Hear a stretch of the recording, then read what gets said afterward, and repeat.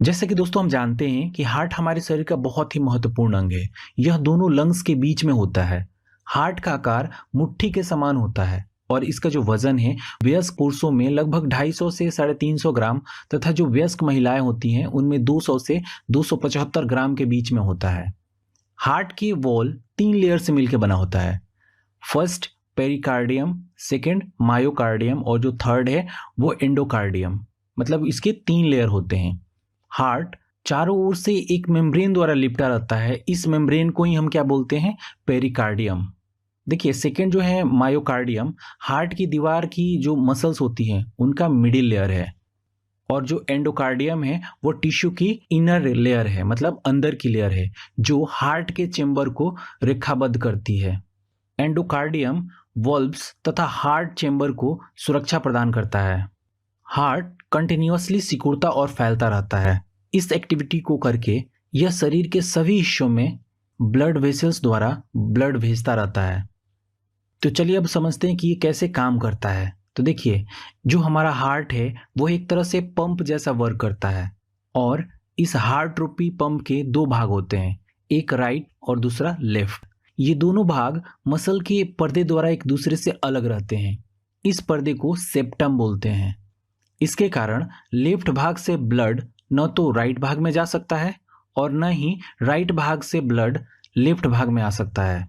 सारे शरीर का अशुद्ध जो ब्लड होता है वो वेंस द्वारा राइट पार्ट में पहुंचता है और यहीं से लंग्स में आता है। लेफ्ट पार्ट लंग्स से शुद्ध ब्लड को लेकर पूरे शरीर में पहुंचा देता है। हार्ट का जो इनर पार्ट होता है वो 4 चेंबर में डिवाइड होता है, 2 ऊपर के चेंबर और 2 नीचे के चेंबर। ऊपर के भाग को जो ब्लड को लेता है उसको एट्रियम बोलते हैं और उसको हिंदी में आलिंद कहा जाता है। और जो नीचे के पंप करने वाले जो भाग होता है उसको वेंट्रिकल कहते हैं, जिसको हिंदी में नीलय बोलते हैं। इस तरीके से हार्ट में 2 एट्रियम और 2 वेंट्रिकल होते हैं। एट्रियम को ब्लड पंप संबंधी बहुत कम कार्य करना पड़ता है, इसलिए इसकी मसल्स जो होती है वो पतली होती है और जो वेंट्रिकल की जो मसल्स होती है वो मोटी और मजबूत होती है, क्योंकि यह ब्लड को अधिक प्रेशर से पंप करता है। जो ब्लड वेसल्स शरीर का कार्बन डाइऑक्साइड युक्त ब्लड वापस हार्ट में लाती है उन्हें वेन्स कहते हैं। ये काम 2 वेन्स करती हैं, जिन्हें ऊपर की सुपीरियर वेना कावा तथा नीचे की इंफीरियर वेना कावा कहते हैं। ये वेन शरीर के ऊपर और नीचे के भागों में से ब्लड को हार्ट तक पहुंचाती है। मतलब पूरे शरीर में घूमकर लौटा हुआ अशुद्ध ब्लड, जिसमें ऑक्सीजन भी सम्मिलित होता है, वापस आकर हार्ट के राइट एट्रियम में ही जमा होता है। देखिए, जब राइट एट्रियम ब्लड से भर जाता है तो इसमें क्या होता है, सिकुड़न होने लगती है। इसके बाद ब्लड ट्राइकस्फिड वाल्व द्वारा राइट वेंट्रिकल में जाता है। उसके बाद पुल्मोनरी आर्टरी से होते हुए राइट तथा लेफ्ट लंग्स में चला जाता है। लंग्स में ही ब्लड का शुद्धिकरण होता है, मतलब उसमें से कार्बन डाइऑक्साइड निकल जाती है और जो ऑक्सीजन होता है वो घुल जाता है। लंग्स में शुद्ध हुआ ब्लड अब 4 पल्मोनरी वेन्स द्वारा हार्ट के लेफ्ट एट्रियम में पहुंच जाता है। लेफ्ट एट्रियम के सिकुड़ने पर जितना भी ब्लड होता है वो माइट्रल वाल्व द्वारा हार्ट के लेफ्ट वेंट्रिकल में चला जाता है। जब लेफ्ट वेंट्रिकल सिकुड़ता है तो ब्लड ऑर्टा में और इससे निकलने वाली सब ब्रांचेस द्वारा शरीर के प्रत्येक हिस्से में पहुंच जाता है। ब्लड सर्कुलेशन का जो यह क्रम है वो जीवन भर चलता रहता है, बिना रुके या बिना थके। चलिए अब हार्ट के हम वॉल्व्स के बारे में बात करते हैं। तो देखिए, ब्लड फ्लो की डायरेक्शन को ठीक रखने के लिए हार्ट के दोनों ओर 2 वॉल्व होते हैं। एक एक वॉल्व एट्रियम और वेंट्रिकल के बीच में होता है, जिसमें 3 मुंह वाला यह बल्ब को हम क्या बोलते हैं, ट्राइकस्पिड वल्ब, जो राइट साइड में होता है, तथा माइट्रल वल्ब जो लेफ्ट साइड में होता है।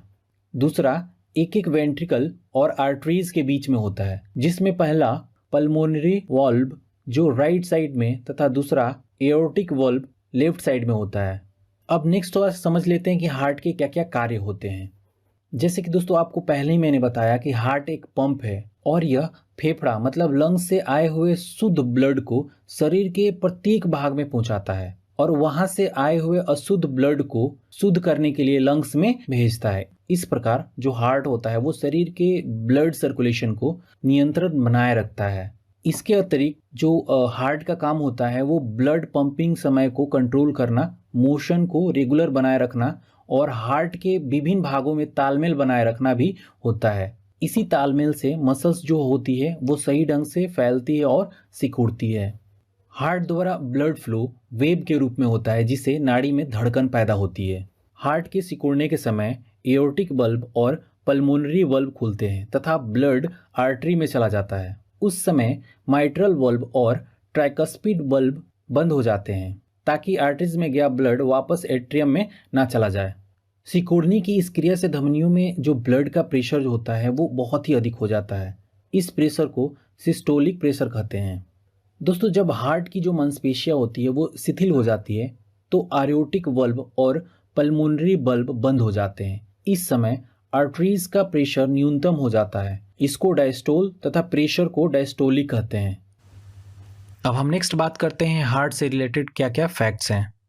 दोस्तों, सामान्य रूप से अगर देखा जाए तो एक वयस्क पुरुष का जो हार्ट होता है 1 मिनट में 72 बार धड़कता है और प्रत्येक धड़कन में हार्ट लगभग 70 मिलीग्राम ब्लड को पंप करता है।